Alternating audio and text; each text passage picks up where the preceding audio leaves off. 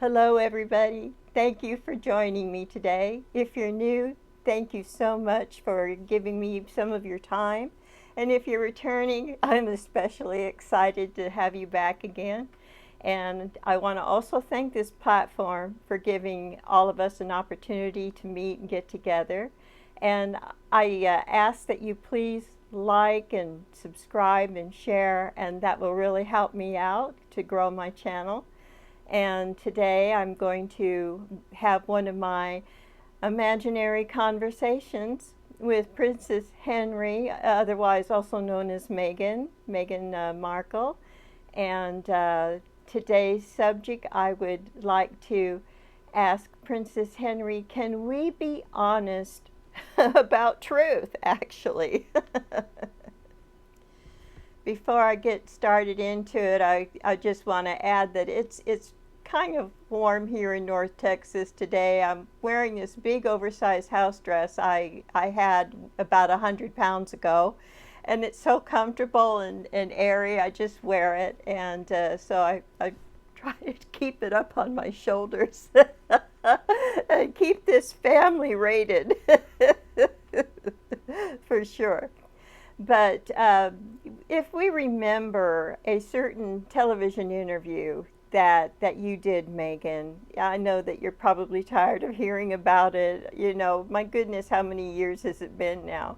But, you know, people like to say my truth. And if we're referring to how we feel about something, how we react to something, how maybe something triggers us, that is a truth for us that we have to work our way through and experience. But I would hope that as we mature and age, we realize that nobody owns the real truth. We're, you know, the kind of truth that God is truth, that kind of truth that is pure, and it is not to be manipulated. And hopefully we want to gravitate towards that kind of truth so that it enables us to grow and mature in so many ways, but more importantly to grow spiritually. And I'm hoping that that is on your mind, like on your list of things to do. I know that you probably have very ambitious projects, that this just the list probably never ending. But I hope that somewhere on there that you always make time to consider your spiritual well-being, and being that God is truth. I would hope that if you want to get closer to truth, maybe that will help you see more of God's love, God's light, and see a pathway to having a more love-centered life. Now, I'm not going to say you didn't feel the way you felt, you didn't think the way you think, because that is just completely wrong. Who can tell how you think and how you feel?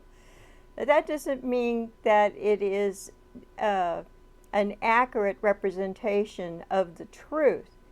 And I think that it's fair to say that some point in our lives, as we go down this journey, we might all be crossing over that line where we might not lie, but maybe mischaracterize. That's the word I'm looking for.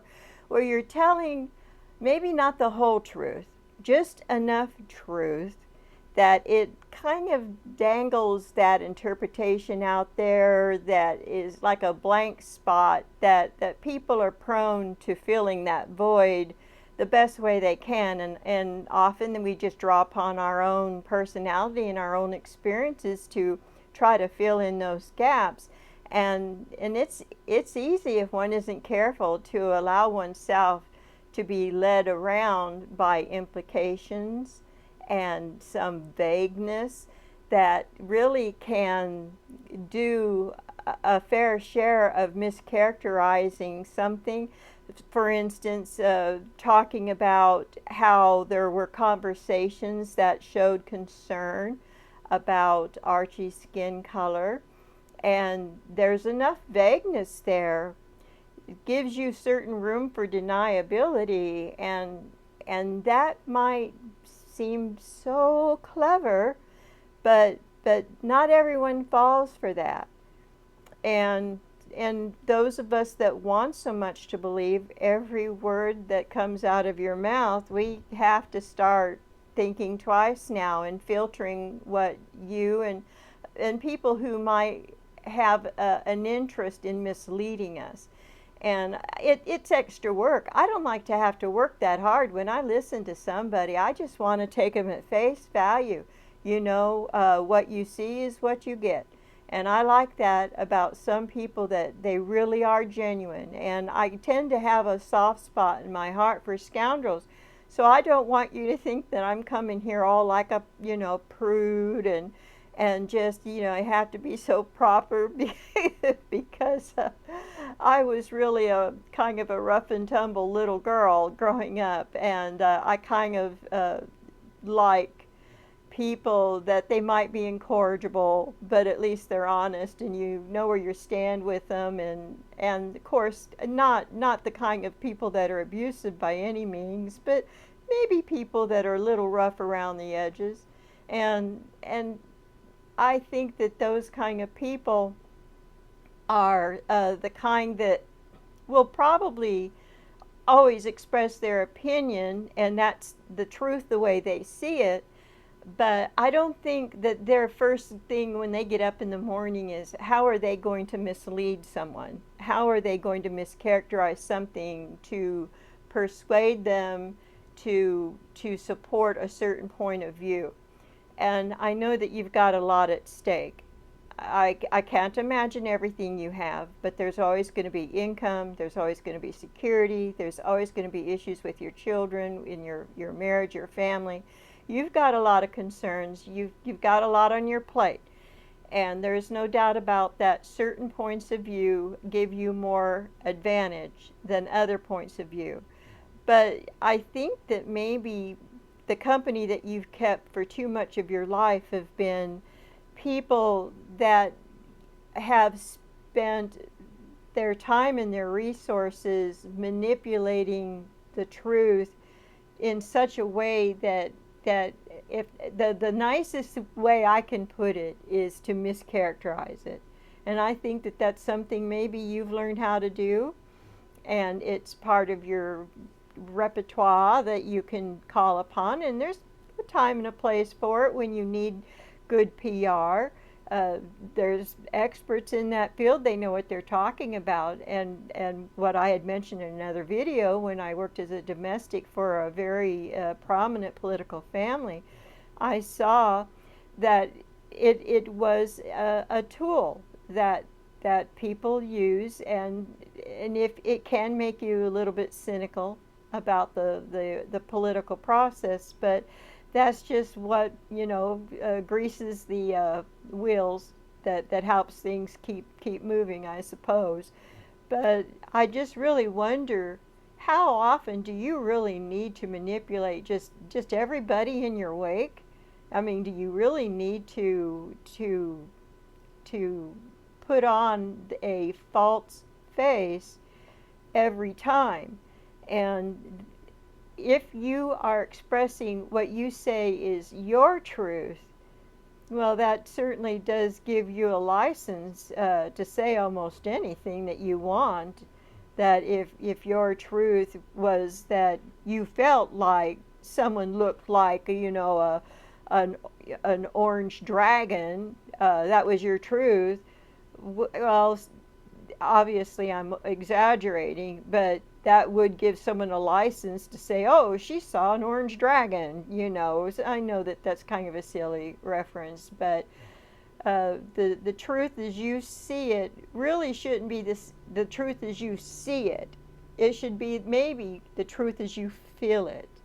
And I can see how if you are coming from your emotions, and that's the way some people, they live in their heart, some people live in their head. I got one daughter, I think she spends more time in her head and then follows through in her heart, but her heart is good and always there. I had another daughter I think I want to give a little brief shout out for people who live life by the seat of their pants. They are a special blessing, and every day is a new day. It really is. And so I speak as a mother who has loved very dearly people that I know that are like that. So please don't think that I'm going poo poo down on you if that's the way you are. Because as a mother and a grandmother, I think I've got some grandkids following down that pathway. That if you are a person that lives by your heart and your feelings, that is going to give you a certain advantage, and it's going to give you a certain disadvantage in life. And one of that is maybe a tendency to mischaracterize the truth, the absolute truth, the kind that doesn't get you in trouble with the law, where a judge isn't going to come down on you for misrepresenting. I think that you know what I'm talking about, Megan, where something is conveniently overlooked. That kind of truth is your truth, but the court doesn't go so easy into that. You have to understand that there is a reason for that kind of what may be harsh, cold, slap in the face reality. But we've got to have that. It's okay to have your feelings, but we've got to have a place where we can actually see what the truth is. How tall is it? How wide is it? How deep is it? We've got to have that information. If we just kind of felt like going to the moon and we just kind of pointed out there somewhere, we would have never got there, and not at all safely like we have. There's just things that are not going to be accomplished unless you have cold hard facts. And I hope that you understand that. And it can be frustrating, isn't it, when you ask for, I don't know, a salad and they just give you a raw tomato. That was their truth, but that's not what you were asking for. So the kind of slack that you may want in your own life, you need to understand that just isn't going to pay the bills. It doesn't pay the bills for any of us. And I've been promising for a few days to have Mr. BTexas in here, and he doesn't want to be on camera, and frankly, he's too cute to put on camera because I don't want him to be mobbed in the stores. He's all mine, and I'm going to keep him. But here is Mr. B with his story. Now, I've been promising everyone that Mr. B would be back to tell one of his stories, and in keeping with today's subject about truth and how sometimes a truth can feel like it's based on one's perspective is your truth. And I think he's got a good example of that. And this is Mr. B. Texan. Hi, Mr. B. Hello, Mrs. B. Now. When I was a boy, I lived in a little old wood frame house in Warrenton, Florida, which is now considered West Pensacola, Florida. And the house was located about 100 yards from Pensacola Bay. Nowadays, everything's grown up, and there's houses. You have to buy a $250,000 house to get to the bay now. But when I was a boy, it was just woods and blackberries and sand and stickers, of course. And my dog, Sean, and I would wander around down there in a sort of a Tom Sawyer, Huck Finn existence. Now, Sean was a big, beautiful Irish setter, slightly nutty, just always happy, having a good time. But he loved the water, and I would take him down to the bay with me, and he would just run right out into the water like that's what he was born for, and I guess that's what Irish setters were born for. But he had a habit that my family all saw. My dad saw it, my mom saw it, I saw it, and we didn't know what was going on. He would run out into the water about 100, 200 feet, and it was very shallow there, a foot or so. And then he'd stick his head underwater and walk around.